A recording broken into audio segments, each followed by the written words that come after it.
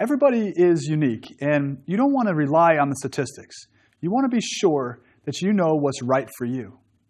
However, with this caveat, higher than typically recommended protein diets are safe and are effective for improving body composition. I've seen this firsthand in a number of the research studies that I've either directed or helped with. And adding more protein to your diet is really a good idea. But this leads me to another common myth surrounding protein. Have you ever heard that most people eat a high-protein diet already, particularly in America? Because Americans are known as meat eaters and generally eat a lot of food, it is common to think that Americans do indeed eat more protein than needed. And while this may be true for some individuals, we need to consider that recommendations are based upon your body weight and not a one-size-fits-all recommendation. So yes, some Americans may eat more protein than they need, but many don't. A much larger person, for example, needs more protein than a smaller person just to meet the very lowest recommended protein intake. For example, I just collaborated on a research project where we studied middle-aged people with class 3 obesity, which is the highest level of obesity. This means that each person in the study had a body mass index or a weight to height ratio that was greater than 40. And some of the people in the study actually did eat normal amounts of protein, but because of their large body weight, they were only eating about a quarter of the recommended daily allowance for protein, which, as you know, is 0.8 grams of protein per kilogram, or 0.36 grams per pound of your body weight. So in this scenario, despite the obese people eating protein regularly, and likely an amount that is normal for the average-sized person, it was far too low when body weight was taken into account. It didn't even meet the lowest recommended dose to avoid diseases. And when you consider that many studies tell us to eat more protein than is currently recommended, especially if you're active, then you may want to change a few things. So if you're sitting there questioning how much protein to eat, then you're in luck. Because in this lecture, we will talk about the amount and the timing and the type of protein that you might need to consume to lose body fat while maintaining muscle mass, even with a low-calorie diet. We'll also be talking about muscle growth and breakdown, and how as you grow older, you will need even more protein to support what is happening to your body. So let's get started. Let's say that you want to get in shape and you've decided to become fit. And you're told by your health professional that you should add more protein to your diet because you're working out now.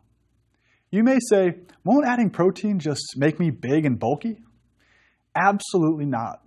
After the myth about protein in the kidneys, this is the next major protein myth that I hear all the time. Many people still think that eating protein will somehow automatically add muscle and make them bigger. This is just not accurate, or gaining muscle would be much, much easier. When people start a diet or purposefully eat less food, one of the major risks is losing muscle mass. Sure, you'll lose body weight, but you may also lose a lot of muscle. And that, of course, is a problem because having muscle mass helps you to burn calories, stay active, and be healthy. So the question becomes, can you preserve muscle mass and decrease fat mass even with severe caloric restriction? Well, the research to date says yes. Remember the class 3 obese people in the research study I just told you about? Well, they were all put on a very low-calorie diet. I mean, absurdly low, lower than I would ever recommend. But this was a medically mandated low-calorie diet due to the severity of their obesity. Well, when we added 12 weeks of resistance training and much more protein to their very low-calorie diets, they still lost a lot of weight. But they were able to maintain a greater amount of muscle mass compared to the people who did not incorporate resistance exercise. The cool part is that this was the case even though they were restricted to 800 calories per day. That means even when we are in a severe calorie deficit, eating more protein and lifting weights can help prevent significant losses in muscle mass that would otherwise be seen. Consider how important that is. The ability to maintain muscle while losing fat is one way to rescue our resting metabolism so that it doesn't drop too drastically. This means that you just increased your ability to fight weight regain or putting all of the weight back on, as is typical after the diet stops or changes. But this doesn't only apply to those on medically directed extreme weight loss plans and people who are severely obese, or what's referred to as morbidly obese. It also applies to anyone trying to lose body fat. When lowering your calorie intake in an attempt to lose body fat, you increase your chances of success by increasing, not decreasing, the protein in your diet. So, how much protein and in turn calories can you actually add without increasing your body fat? Well, in the most extreme example that I've seen, one study gave young, healthy men 4.4 grams of protein per kilogram of body weight per day for 8 weeks. This is nearly 4 times the recommended amount. This turns out to be an additional 1,200 calories for the average 150-pound or 68-kilogram person. With simple calorie counting, you'd expect these guys to have gained a lot of weight, right? But even with this increase in calories, the men in this study did not gain any body fat or muscle mass. Now, this huge dose of protein is pretty outrageous, and most of the time, completely unnecessary.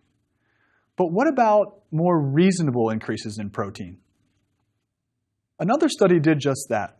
First, they put 39 physically active men and women who were about 21 years old and with a normal body mass index of 22 to 29 on a low-calorie diet. It was about a 40% reduction from what they normally ate. Then, they supplemented the participants with 3 different levels of protein.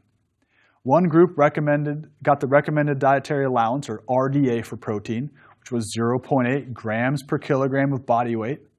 The second group got 2 times the RDA at 1.6 grams per kilogram. And the third group got 3 times the RDA at 2.4 grams of protein per kilogram of body weight. So what happened? Turns out that both the 2 times and the 3 times the recommended protein intake preserved muscle mass and reduced the body fat to the greatest extent while on a low-calorie diet. And the group that supplemented with 2 times the RDA of protein had the greatest effects. This means that during calorie restriction, a shift to increase the amount of calories you get from protein, which would replace many of the calories you get from carbohydrates and fats, will improve body composition. Even supplementing with milk has been shown to improve body composition when trying to lose weight. Researchers put overweight and obese women on an exercise and low-calorie diet for 16 weeks with varying amounts of protein and dairy. And they found that of all the women, they lost a significant amount of weight, but the high protein and high dairy group, which was about 30% protein and 15% dairy, lost the most fat from their stomach area and from their visceral fat. That's the fat surrounding your organs and is linked to so many health problems. But another cool benefit also occurred while these women were on the low-calorie diet and exercising. Only the high-protein, high-dairy group was able to actually add muscle mass. Not to mention, protein intake from milk and other sources may help decrease your waist circumference and maximize your strength. Sounds pretty good, right?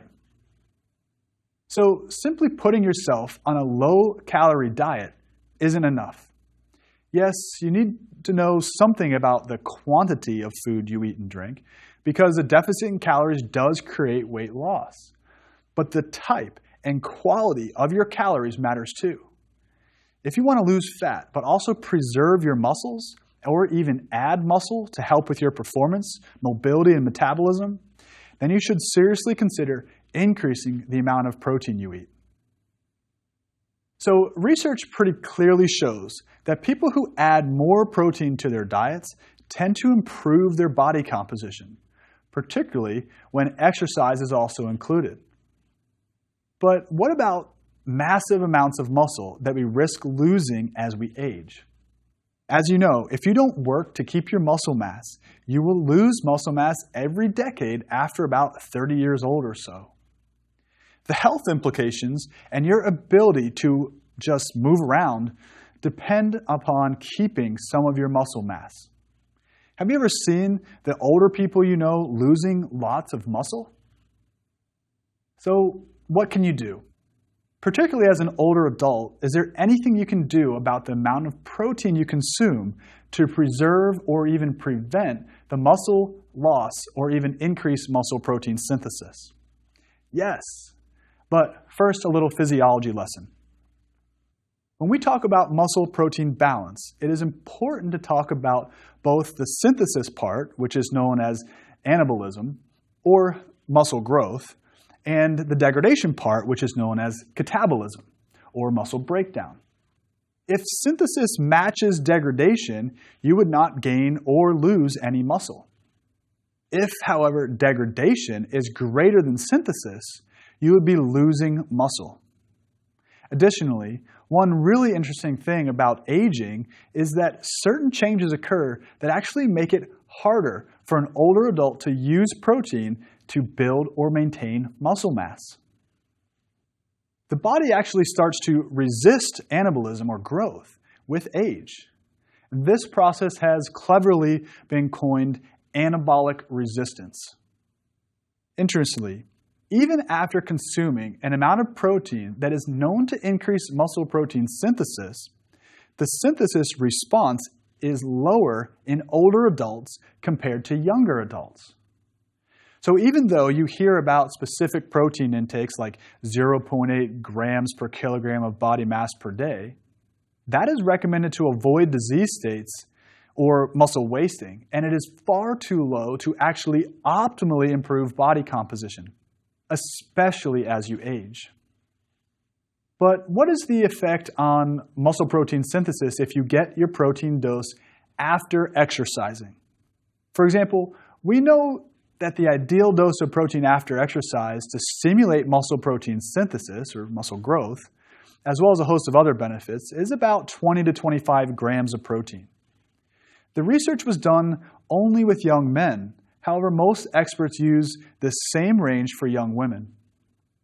But what about in older women and older men? Well, one study gave elderly men 1, 10, 20, or 40 grams of protein immediately after resistance training, and found that with 20 grams of protein, muscle protein synthesis remained elevated compared to baseline levels of muscle protein synthesis. And that's pretty good. But here's the kicker. Muscle protein synthesis was even